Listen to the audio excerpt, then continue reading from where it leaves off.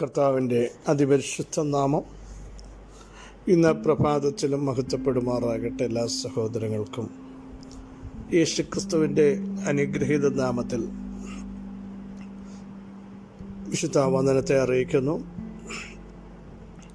ഓരോ ദിവസവും കരം പിടിച്ച് നമ്മെ നടത്തുന്ന സർവശക്തനായ ദൈവത്തിന് നന്ദി നിറഞ്ഞ ഹൃദയത്തോടെ സ്തോത്രം ചെയ്യാം. എൻ്റെ അന്തരംഗവും യഹോവയെ വാഴ്ത്തുക, എന്മന്മ യഹോവയെ വാഴ്ത്തുക. എല്ലാ ദിവസവും ദൈവത്തെ വാഴ്ത്തുവാൻ, ദൈവത്തെ സ്തുതിക്കാൻ എപ്പോഴും നമ്മൾ തയ്യാറാവണം. നടക്കുമ്പോഴും ഇരിക്കുമ്പോഴും എല്ലാം ദൈവത്തിൻ്റെ മഹത്വം കരേറ്റാൻ, നന്ദിയുള്ളവരായിരിക്കാൻ നമുക്കിടയാവണം. പ്രിയ സഹോദരങ്ങളെ, കഴിവുകൊണ്ടോ ബലം കൊണ്ടോ ഒന്നുമല്ല നമ്മൾ ഓരോ ദിവസവും ആയിരിക്കുന്നത്. ദൈവത്തിൻ്റെ അളവറ്റ കൃപയാണ്, അവിടുത്തെ മഹാദയാണ്.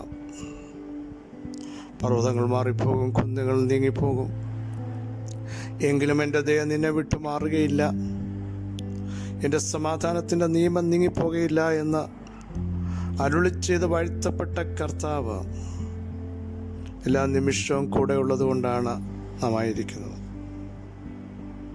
പൗലോസ് അതാണ് എടുത്തു പറയുന്നത്, ഞാനായിരിക്കുന്നത് കൃപയാലാകും.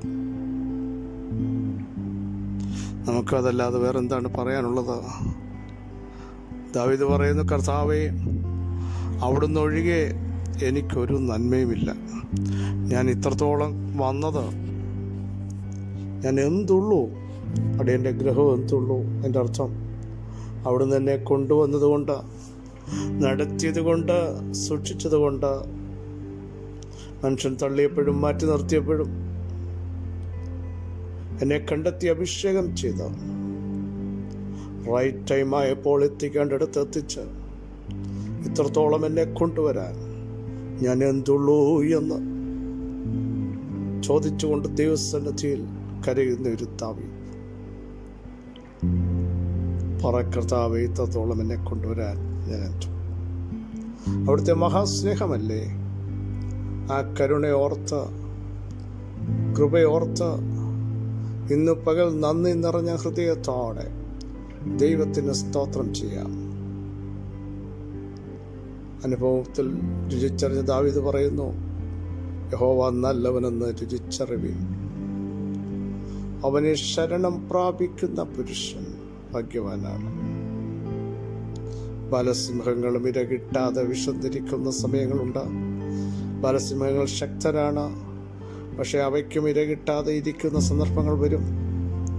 എങ്കിലും യഹോവയെ അന്വേഷിക്കുന്നവർക്ക് ഒരു നന്മയ്ക്കും കുറവില്ല.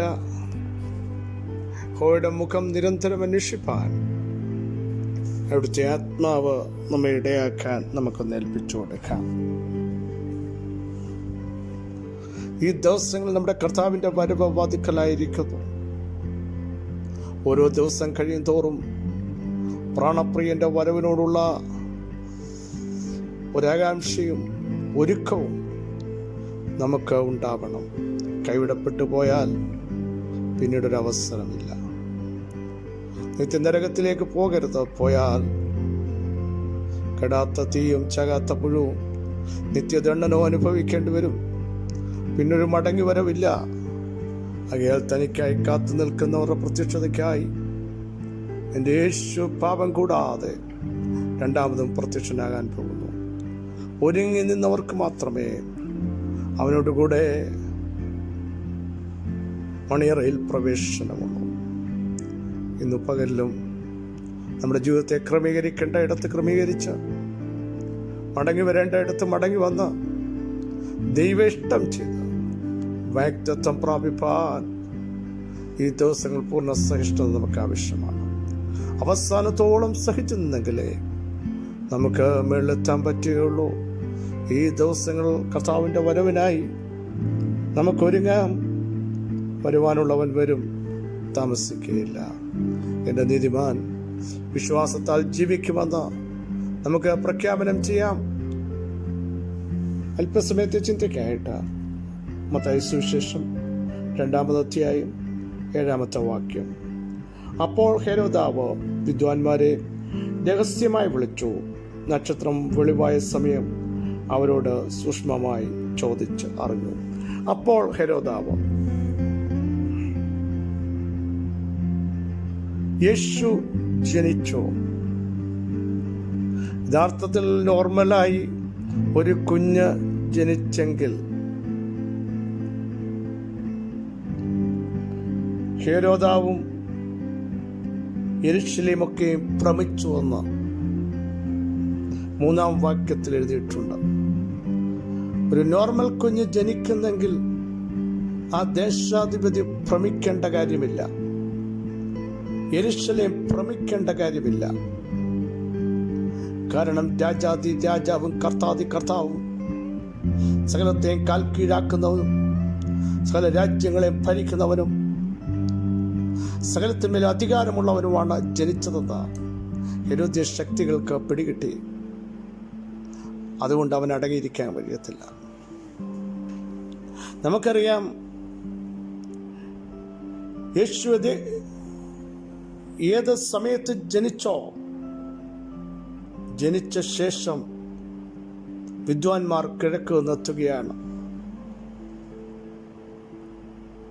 അവർ ചോദിക്കുന്ന ചോദ്യം, യഹൂദന്മാരുടെ രാജാവായി പിറന്നവൻ എവിടെ? നക്ഷത്രം കണ്ട് അവർ ബേത്ലഹേമിലെത്തുകയാണ്. ഈ സമയത്ത് ഹെരോദാവ് മഹാപുരോഹിതന്മാരെയും ശാസ്ത്രിമാരെയും എല്ലാം കൂട്ടിവരുത്തുകയും ക്രിസ്തു എവിടെയാകുന്നു ജനിച്ചതെന്ന് അവരോട് ചോദിച്ചു. അവർ അവരോട് കറക്റ്റ് മറുപടി പറഞ്ഞു, യഹൂദയിലെ ബേത്ലഹേമിൽ തന്നെ. ഇനി നമ്മുടെ കുറിവാക്യം. അപ്പോൾ ഹെരോദാവ് രഹസ്യമായി വിദ്വാൻമാരെ വിളിച്ചു. നക്ഷത്രം വെളിവായ സമയം അവരോട് സൂക്ഷ്മമായി ചോദിച്ചു. അപ്പോൾ ഹെരോദാവ് ഈ വിവരം അറിഞ്ഞപ്പോൾ, യേശു ജനിച്ചു എന്നറിഞ്ഞപ്പോൾ, യഹൂദയിലെ ബേത്ലഹേമിലാണ് എന്നറിഞ്ഞപ്പോൾ എന്തിനാ വിളിച്ചത്? എന്തിനാ സൂക്ഷ്മമായി ഇവരോട് ചോദിച്ചത്? രഹസ്യമായി വാഗ്ദത്തത്തെ തകർക്കാൻ അണിയറയിൽ പദ്ധതികൾ തുടങ്ങി. വാഗ്ദത്തം ജനിച്ചു വീണ ഉടനെ പൈശാചിക മേഖലകൾ തലപൊക്കുകയാണ്. വാഗ്ദത്തത്തെ തുടച്ചു നീക്കുവാൻ, ദൈവത്തിന്റെ അരുളപ്പാടിനാൽ ഉണ്ടായതിനെ തകർത്തുകളയുവാൻ സസൂക്ഷ്മം അണിയറയിൽ പദ്ധതികൾ ഒരുക്കുമ്പോഴും തിരുവെഴുത്ത് പറയുന്നു അത് നടക്കുകയില്ല നിശ്ചയം.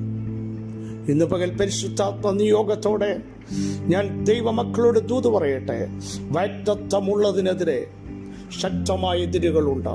തുടച്ചു നീക്കുവാൻ ആവുന്നത്ര ശ്രമിക്കും. വാഗ്ദത്തമുള്ള ഒരു മോശയെ തകർത്ത് കളയാൻ എന്തും വേണ്ടി പദ്ധതികൾ ഒരുക്കി. ഫറവോനെ, നിനക്ക് തെറ്റുപറ്റി, ഒരു ജനത്തെ പുറത്തു കൊണ്ടുവന്ന് അവരെ കനാലിലെത്തിക്കേണ്ട പദ്ധതിയാണ് മോശയ്ക്ക് ദൈവം നൽകിയത്. കഷ്ടതയിലായിരുന്ന, സങ്കടത്തിലായിരുന്ന, നിലവിളിച്ച് തകർന്ന് തരിപ്പണമായ തന്റെ ജനത്തെ റൈറ്റ് ടൈമിൽ പുറപ്പെടുവിക്കാൻ ഞാൻ കണ്ടെത്തിയതാണ് മോശയെ. അതുകൊണ്ട് നിനക്ക് തൊടാൻ പറ്റില്ല. ഒരു ദുഷ്ടശക്തികൾക്കും വാഗ്ദത്തമുള്ളവനെ തൊടാൻ പറ്റില്ല. യേശുവിന്റെ നാമത്തിൽ പ്രിയ സഹോദരങ്ങളെ, ഞാൻ ഇന്ന് ദൂത് വിളിച്ചു പറഞ്ഞുകൊണ്ടിരിക്കുമ്പോൾ രഹസ്യത്തിൽ തകർക്കുവാൻ, സൂക്ഷ്മമായി ചോദിച്ചറിഞ്ഞ, റൂട്ട് മനസ്സിലാക്കി, വാഗ്ദത്തമുള്ളതിന്റെ പുറകെ വന്ന് ഇല്ലാതാക്കാൻ ശ്രമിക്കുന്ന ദുഷ്ടശക്തികൾ, അതിന്റെ കൂട്ടുകെട്ടുകളെ സ്വർഗം പൊളിക്കാൻ പോകുക. ദൈവം യോസഫിന് സ്വപ്നത്തിൽ അരുളപ്പാട് കൊടുത്തിട്ട് പറഞ്ഞു, നീ രാത്രിയിൽ പുറപ്പെട്ടോണം. ഹെരോദ്യ ശക്തികൾ ശിശുവിനെ നശിപ്പിക്കാൻ പോകുന്നു. ഇന്നു പകൽ നശിപ്പിക്കാൻ ശ്രമിക്കുന്ന ദുഷ്ടശക്തികളെ കണ്ടിട്ട് സ്വർഗം അടങ്ങിയിരിക്കില്ല. സൂക്ഷിക്കേണ്ടതിനെ സൂക്ഷിച്ച്, നിർത്തേണ്ടതിനെ നിർത്തി, പാലിക്കേണ്ടതിനെ പാലിച്ച്, പുറത്തു കൊണ്ടുവരേണ്ടതിനെ റൈറ്റ് ടൈമിൽ പുറത്തു കൊണ്ടുവന്ന് ദൈവ പ്രവർത്തിക്കായി ഒരുക്കുമ്പോൾ അതിനെ തടയുവാൻ, തകർക്കുവാൻ അസ്തമിപ്പിക്കുവാൻ ലോകത്തിൽ ഒരു ശക്തിക്കും കഴിയത്തില്ലെന്ന് വചനത്തിലൂടെ ഞാൻ വിളിച്ചു പറയുന്നു. നമുക്കറിയാം, ഹെരോദാവ് സഭയിൽ ചിലരെ പീഡിപ്പിക്കേണ്ടതിന് കൈനീട്ടി. എല്ലാരെയുമല്ല, ചിലരെ മാത്രം, പ്രയോജനപ്പെടേണ്ട ചിലരെ, നയിക്കപ്പെടേണ്ട ചിലതിനെ തകർച്ചു കളയുവാൻ പദ്ധതിയൊരുക്കിയ പ്രത്യേക സമയങ്ങൾ മറന്നുപോകരുത്.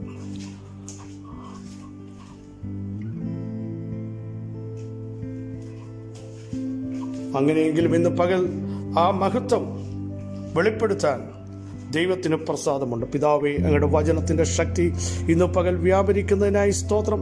രോഗികൾ സൗഖ്യമാകുന്നതിനായി സ്തോത്രം. ആത്മപകർച്ചയ്ക്കായി സ്തോത്രം. അത്ഭുതങ്ങൾക്കായി സ്തോത്രം. ദൈവകൃപയ്ക്കായി സ്തോത്രം. യേശുവിൻ്റെ നാമത്തിൻ്റെ മഹത്വം ഞങ്ങളുടെ മേൽ വെളിപ്പെടുത്തുന്നതിനായി സ്തോത്രം. അത്ഭുത വിടുതൽ നസറേനായ യേശുവിൻ്റെ നാമത്തിൽ സംഭവിക്കട്ടെ. അവിടുന്ന് അങ്ങനെ ചെയ്തിരിക്കാൻ സ്തോത്രം. യേശുവിൻ നാമത്തിൽ തന്നെ. ആമേൻ, ആമേൻ, ആമേൻ.